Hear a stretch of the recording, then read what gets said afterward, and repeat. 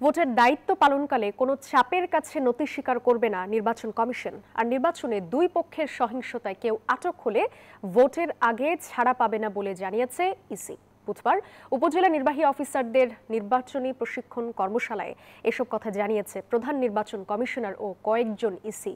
এর মধ্যে কয়েকজন ইসি জানিয়েছেন এবারের নির্বাচনে কোনো পোস্টার থাকবে না, তবে ডিজিটাল বোর্ড এবং ব্যানার রাখা যাবে।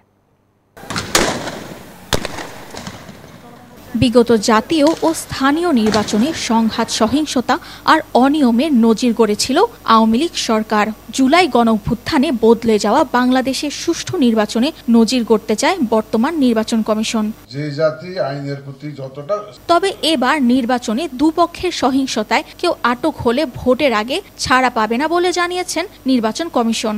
বুধবার সকালে নির্বাচনী প্রশিক্ষণ ইনস্টিটিউটে ইউএনওদের প্রশিক্ষণ কর্মশালায় এসব কথা বলেন কয়েকজন কমিশনার। আমরা এবার প্রভিশন রেখেছি যে যেদিন আপনারা প্রতীক বরাদ্দ হবে সেদিন সমস্ত ক্যান্ডিডেটদেরকে নিয়ে বসবেন। বসে এটার বিষয় হলো যে একসাথে বসা মানে পারস্পরিক সম্পর্কের উন্নয়ন। যে রিটার্নিং অফিসার তো শুরু হয়ে গেল, ইভেন গণনা যত এখানে যত রকম ইভেন্টস হবে, যতগুলো ঘটনা হবে সবগুলো উনি করবে।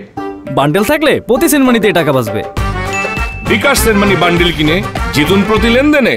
পাশাপাশি অবাধ ও সুষ্ঠু নির্বাচনের পরিবেশ তৈরির স্বার্থে ইউএনওদের এখনই প্রস্তুত থাকতে হবে বলে জানিয়েছেন ইসি সানাউল্লাহ ও ইসি বেগম তাহমিদা। আপনারা ভাগ্যবান, আশা করি আমরা কেউ ওই ধরনের কোনো ইনস্ট্রাকশন দিব না।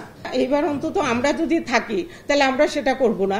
কাজেই একটা সুন্দর নির্বাচন ওঠানো আমাদের পক্ষে কঠিন হবে বলে আমি মনে করি না। আমি আশাবাদী। তফসিল ঘোষণার পরে গিয়ে নির্বাচন কমিশন হয়তোবা এটা সার্বিক দায়িত্ব নির্বাচন কমিশনের উপর বর্তাবে। আপনারা সবাই নির্বাচন কমিশনের অধীনে চলে আসবেন, কিন্তু we don't wait for that.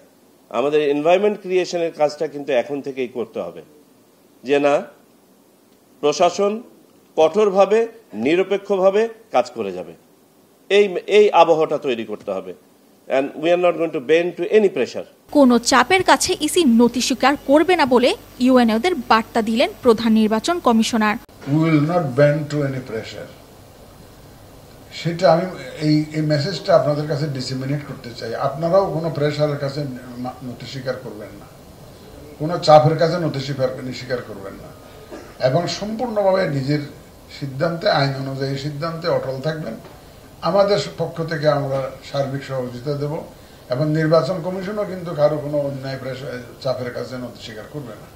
সুষ্ঠু ভোটের দায়িত্ব পালনে সবাইকে ইসির পক্ষ থেকে সহযোগিতার আশ্বাস দেওয়ার পাশাপাশি মাঠ পর্যায়ে কর্মকর্তাদের কাজের সমন্বয়ে ভালো ভূমিকা রাখার তাগিদ দেন তিনি। সামিয়া মাহতাব রোজা, নিউজ 24, ঢাকা।